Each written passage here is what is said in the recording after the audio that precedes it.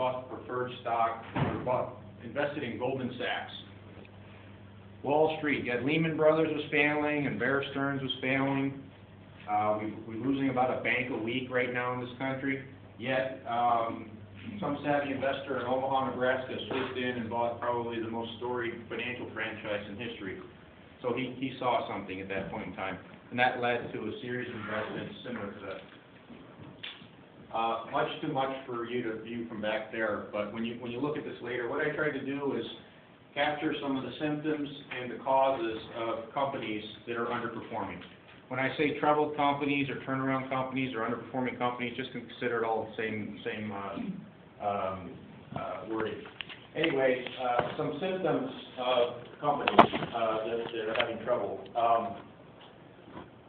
Some of these you probably need an MBA for, to be honest with you, but I think some of the things are, one thing we call is hardening of the corporate arteries. When companies start in a garage, like a software business in Silicon Valley, they're lean and they're mean, and the culture is largely influenced by the entrepreneur or founder. What happens when companies grow, there tends to be this thing called hardening of the corporate arteries. You tend to build departments.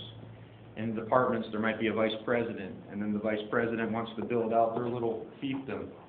They get directors and associates. Those things are very hard to reverse in the growth of a company.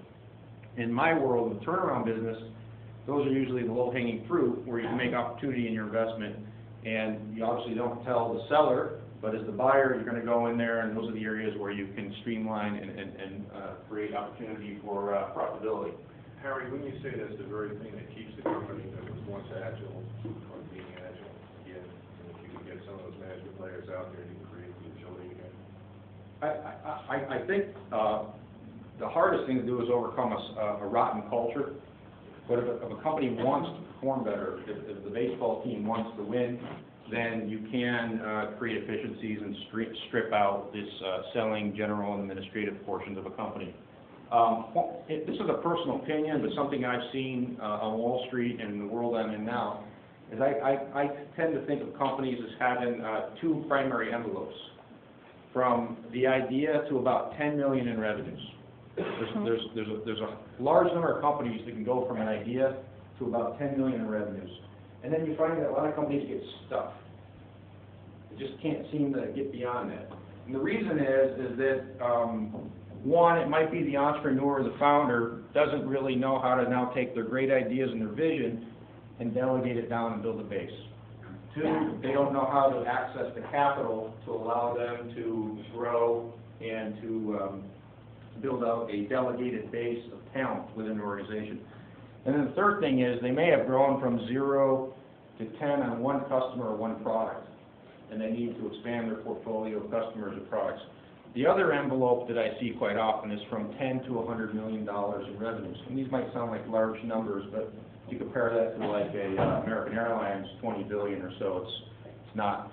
From 10 to 100 million, I see a lot of companies, if they can get to that growth period, they're pretty good at building out systems. They're pretty good at building out processes. They're pretty good about building in layers in the organization below the C-level executives, the CEO, the COO, the CFO. But where they start to suffer is a whole new competitive dynamic. From 0 to 10, they may have been exploiting a niche. Now they're in the middle market, and they need a new strategy. They need to take their products, they need to think ahead of their customers, they need to do things. And then the next thing is really when you start entering the lower end of the middle market from 100 million up to $1 billion and $1 billion plus is usually household name companies. Anyways, a whole laundry list of symptoms. But the most important thing is that symptoms are symptoms. The most important thing is the cause, the root cause of why business is so bad. I gave you a lot of them here. Non-participative, board of directors, inventory proliferation. They're not as important as the one I put right up top. Management ineptitude. And this isn't necessarily people that are doing bad things because of their ethics. Management ineptitude are often the person who founded the business, can't take it beyond 10 million in revenues. They need somebody to step in. For instance, Bill Gates stepped aside and let Steve Ballmer run Microsoft. And often, this is actually quite a challenge. If you go down to Austin, Texas, or Silicon Valley, there's always a hunt for talented people who take a business from 10 to 100, because that's where the venture guys make most of their money. What I mean by management ineptitude is acts of commission and acts of omission. And acts of commission are making a decision, but it's a bad decision. Classic example of that is whoever rolled out the new formula for Coca-Cola.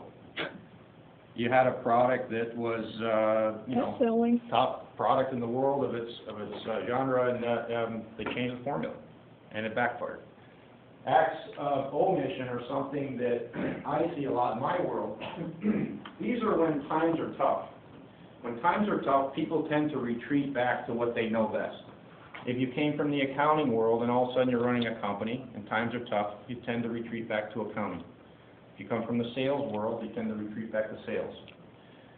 So what happens is the company kind of stalls, and it starts to analyze things, and it starts to lose its ability to make decisions. And often when I go into a company, there's stacks of papers, call them white papers, there's all different types of analysis, there's all these reports, but nobody's making decisions on where to drive this company.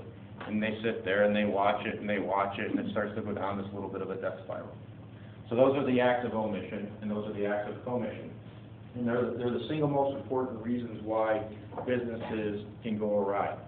Now, the problem and what's going on in the United States right now is that it seems that all the managers in the United States got to get out of jail free card. They got to get out of jail free card because things are so bad, all the board of directors are in trouble, all the shareholders are in trouble, all the banks are in trouble, that we in traditional recessions, you usually saw management teams getting fired, new people coming in. Right now, everybody got carte blanche because everyone's in trouble, that people basically had a chance to kind of slip through the system here. And it's a very interesting time. I gave you many, many other causes, but again, it almost always, I would say 80 to 90% based on all the studies, the root causes tend to be management decisions or lack of. Okay, corporate turnaround. Hopefully you'll never go to a company that experiences this.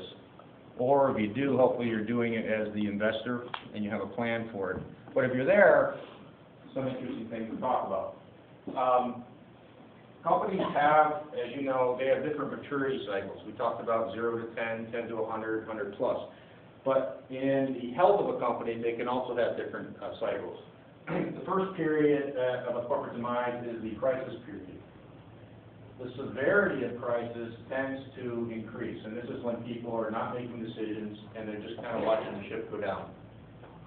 The next period, and this is where you hope the savvy investors or the turnaround practitioners can make a difference, is stabilizing the business. And then this is the hardest thing to do, the return to growth.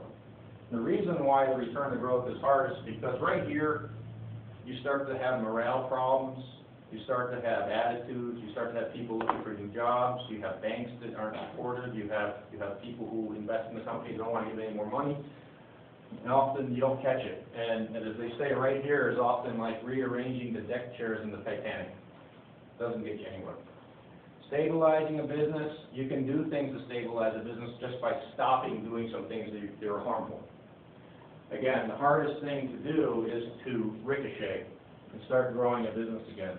And it'd be very hard if anybody could come up with the name of a company that actually went down, and we call this a J curve, that actually was successful creating a J curve. There aren't many companies. Chrysler hasn't done it. I'm sure you study a lot of companies. When they go down, they tend to go down hard. So it's where a lot of savvy investors and great managers can make a great deal of money for their shareholders. The other thing to talk about is when you're in this crisis period, certain things are more important than others. And in return to growth, certain things are more important than others. We'll talk about what you do in these different circumstances.